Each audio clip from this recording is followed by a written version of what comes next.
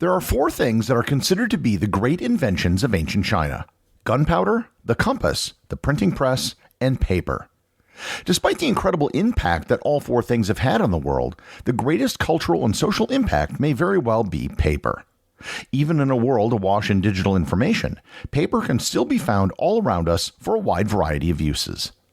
Learn more about paper and how it changed the world on this episode of Everything Everywhere Daily.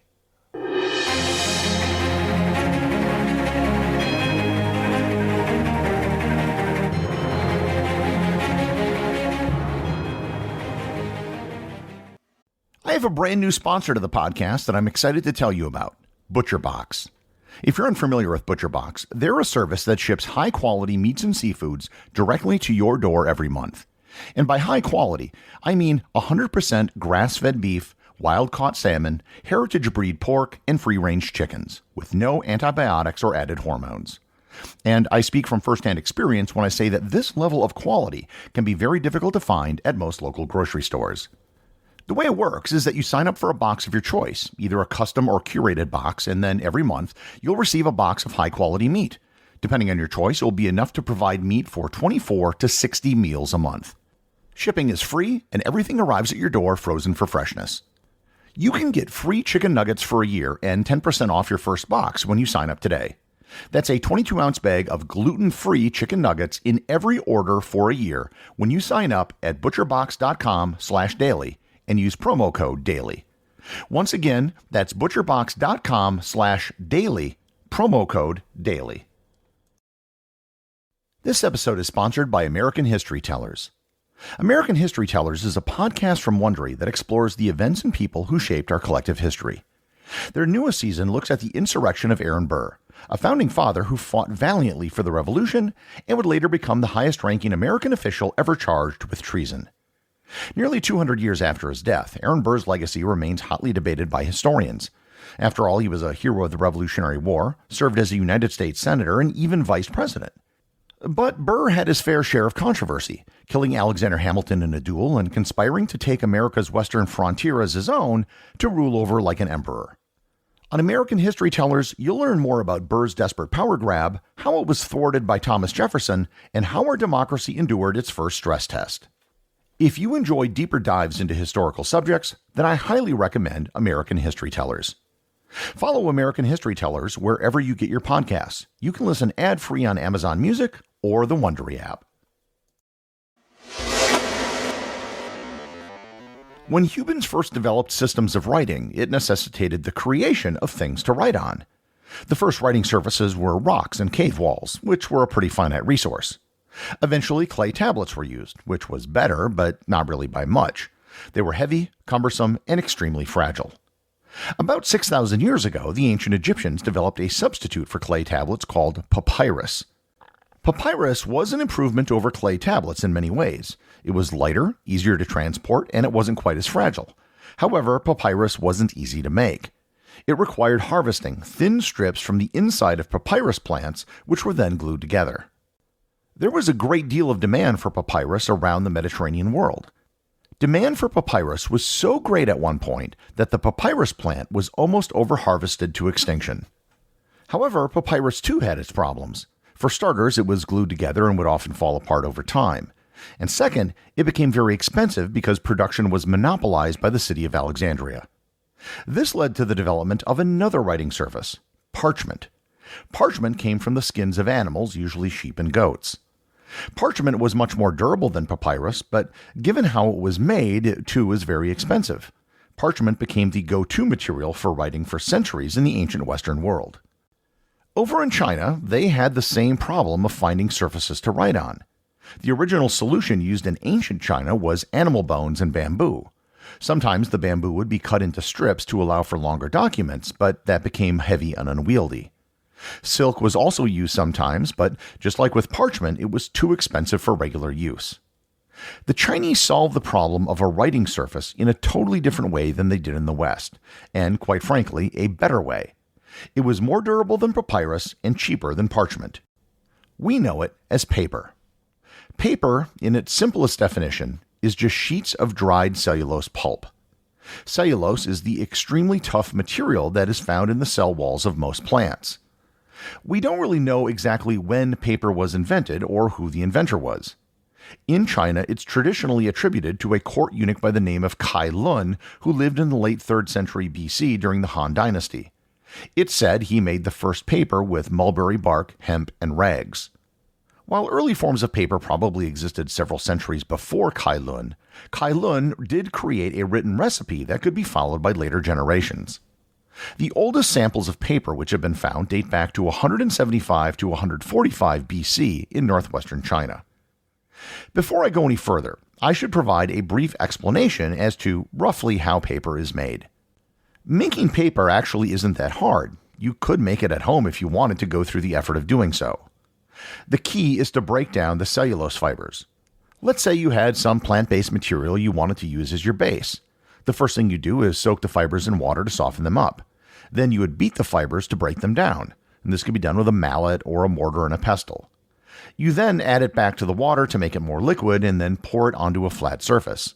Press out the excess water, and then when it gets solid, hang it up to dry in a line. You can then finish by potentially rubbing it with a stone to smooth out any rough spots.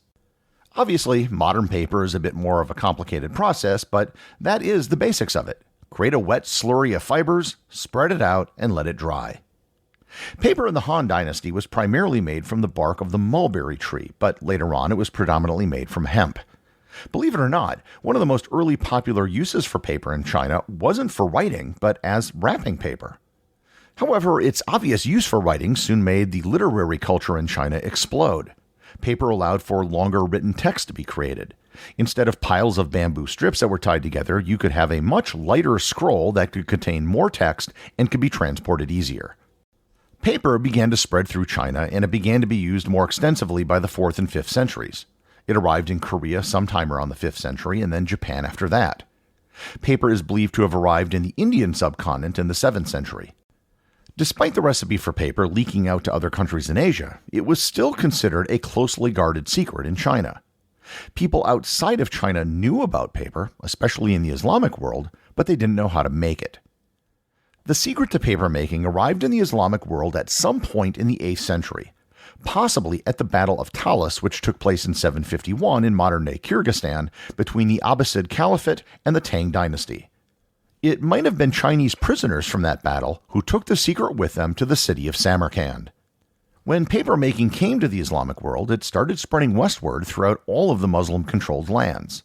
Paper mills arrived in Baghdad by 793, Egypt by 900, and Morocco by the year 1100. Muslim paper makers made many improvements to paper making, including the ability to create thicker sheets of paper, and they also mastered the art of making books out of paper. Previously, books or codexes were made out of parchment and were rare and expensive. Cheaper paper allowed for bookbinding to develop into its own art form. Paper also allowed Islamic scholars and artists to further develop Arabic calligraphy. It wasn't a coincidence that paper making coincided with the Islamic Golden Age. Paper making became big business. There were entire sections of cities such as Baghdad, Samarkand, and Cairo that were dedicated just to paper making. The Baghdad paper market, for example, had over 100 stores selling just papers and books. In the 11th century, a Persian traveler in Cairo noted that food and other goods were actually sold wrapped in paper. It was Muslims who brought paper making to Europe through the lands that they controlled in Sicily and Spain. Paper making in Europe spread slowly. It started in Spain and Italy and then went north. England didn't have a successful paper mill until 1588, and it didn't reach Scandinavian countries like Sweden until the early 17th century. With the explosion of printing presses in the 15th century, the demand for paper increased dramatically, which increased the number of paper makers all throughout Europe. Through the 19th century, paper making was mostly still an artisan process. Paper was still made with old rags and linen and mostly done by hand, individual sheets at a time. Paper was still cheaper than the alternatives like parchment, but it was still pretty expensive. The thing which radically changed the paper-making process was the development of the creation of a machine that could create one continuous sheet of paper.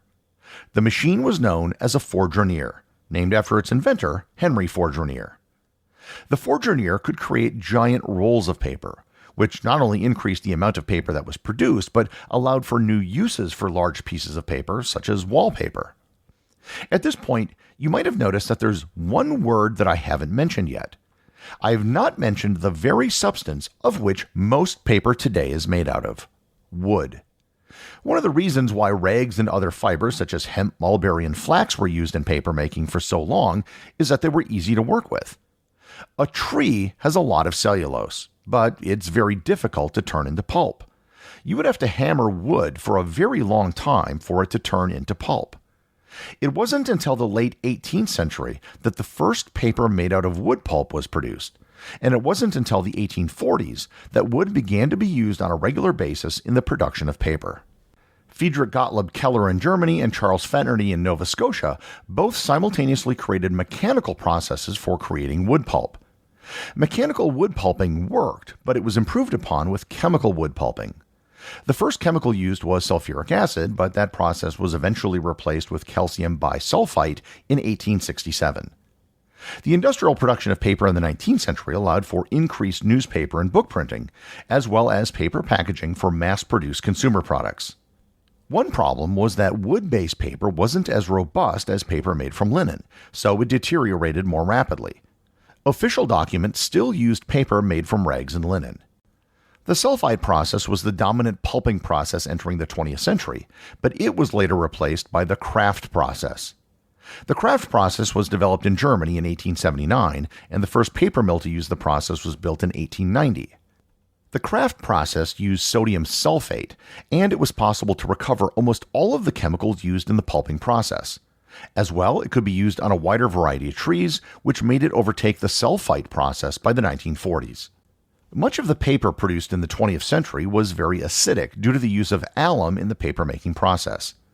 In the second half of the 20th century, there was a shift to acid-free paper for higher quality uses like hardback books. The 19th and 20th centuries also saw an increase in the diversity of types of paper based on composition and coatings. Thicker paper cardboard was developed in the 1860s for packaging, and corrugated cardboard was developed in 1871. Its original use was to provide a liner for stovepipe hats. The use of paper in the bathroom dates back almost as far as the invention of paper itself. As early as the 6th century in China, there were reports of the use of paper for bathroom usage. In 14th century China, an estimated 10 million packages of toilet paper were produced annually, with special perfumed versions created for the emperor and his family. The true mass production of paper for bathrooms started in 1857, when Joseph Gayety of New York marketed a product that he called a, quote, medicated paper for the water closet. He sold packages of 500 sheets for 50 cents. The rise of computers and the internet has changed the paper industry. Paper such as newsprint has decreased, but has been offset by an increase in packaging material and cardboard. The largest paper producer in the world today is China, which regained its status as the world's largest paper maker, which it held over 1,000 years ago. Globally, there's over 400 million metric tons of paper produced annually. Today, there's a mind-boggling amount of various papers which are produced. There are different sizes, weights, colors, and coatings, which can be used for a wide variety of purposes. The odds are that almost everyone listening to this episode will use several different types of paper every single day, and there's probably some paper product within your immediate vicinity right now. Given the importance and ubiquity of paper across the world over the last 2,000 years, it certainly has earned the distinction as one of the 4 great inventions of China. The executive producer of Everything Everywhere Daily is Charles Daniel. The associate producers are Thor, Thomsen, and Peter Bennett. Today's review comes from listener Superman 123456789 ! Over at Apple Podcasts in the United States. They write, "Amazing podcast. I would give it 6 stars if I could. I discovered this podcast right around December 1st with the Vasa, and it's been my favorite episode ever since. I listen to this so much that I don't listen to music anymore, just the sound of your voice, which I argue is better. When I'm not listening, I read the transcripts on your website. In fact, I'm well on my way to the audio-based completionist club. However, if there was a literary completionist club, I would be in it twice, going on a third. A well-made show, and I'll be listening for the rest of my life for sure. Quick question, do you consider professional chess a sport? This is a very heated debate at the moment, and I would like to know your opinion." Well, thank you, Superman. For the record, no, I don't think chess is a sport. but that's fine. Just because something is competitive doesn't mean that it's a sport. I was heavily involved in high-level academic debate in both high school and college. It was a huge part of my life, and I took it really seriously, but it wasn't a sport. I think to be a sport, there has to be some sort of physical or athletic component. As for your membership in the Literary Completionist Club, first, congratulations, and you will also be getting special access to the Completionist Club library, with its many leather-bound books and smells of rich mahogany. Remember, if you leave a review or send me a boostagram, you too can have it read in the show, and you can now leave reviews on individual episodes on Spotify.